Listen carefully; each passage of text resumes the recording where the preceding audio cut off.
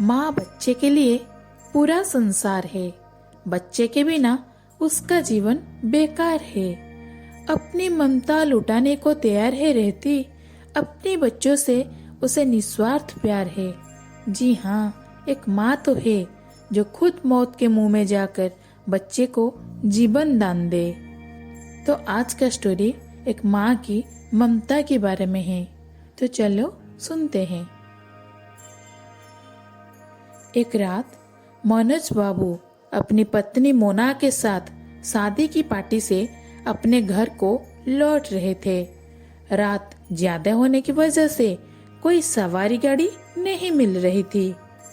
मनोज बाबू का घर मुश्किल से 3 किलोमीटर की दूरी पर देहरादून के एक पहाड़ी गांव में था। मुसीबत ये थी कि महीना सावन का था और ऊपर से जोरों की बारिश भी हो रही थी और उन्हें अपने घर पहुंचना भी जरूरी था। अतः उन दिनों पति पत्नी ने पैदल ही घर जाने का निश्चय किया। मोबाइल की टॉर्च की मध्यम से रोशनी से वो दोनों आगे बढ़ने लगे। वे अभी आधी दूर ही गए थे कि जोर से बिजली चमकी और बिजली की रोशनी में एक औरत का साया दिखा जो ठीक उनके सामने खड़ी थी। इस सुनसान की सड़क पर रात के अंधेरे में अकेली औरत को देखकर उन्हें डर लगा और मन में तरह तरह के विचार आने लगे कि कहीं ये कोई, खैर जो भी हो देखा जाएगा। ऐसा सोचते हुए उन दोनों ने अपने कदम आगे बढ़ा दिए। लेकिन बिजली अब बार बार लगातार चमकने लगी थी और उस बिजली की चमक में वो औरत दूर से ही साफ साफ दिख रही थी। वो औरत उन्हें रुकने का इशारा कर रही थी। उसे देखकर मनोज बाबू की पत्नी को तो हालात ही खराब हो रही थी, लेकिन मनोज बाबू को अब लगने लगा कि ये औरत शायद कोई मुसीबत में है।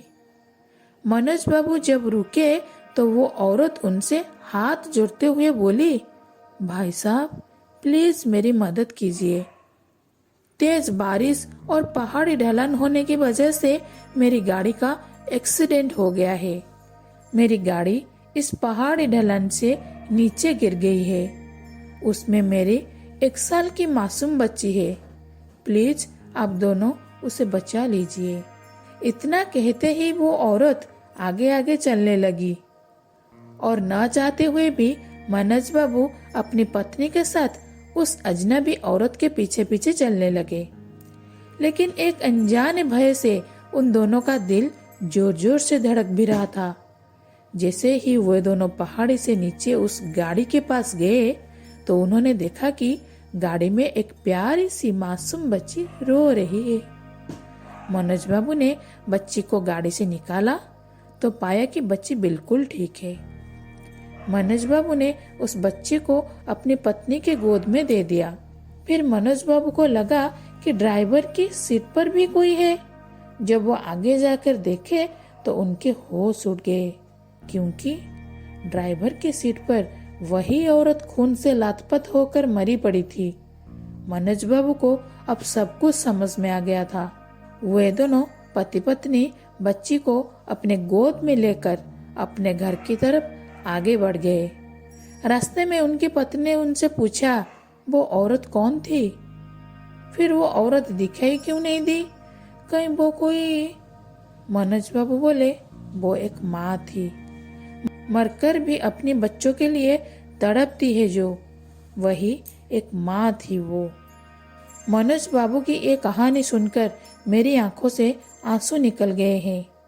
दोस्तों, अगर कोई मुसीबत में हो तो उसकी जरूर सहायता करें।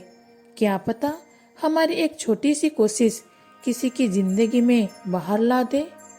ये छोटी कहानी हर एक माँ की ममता को समर्पित है।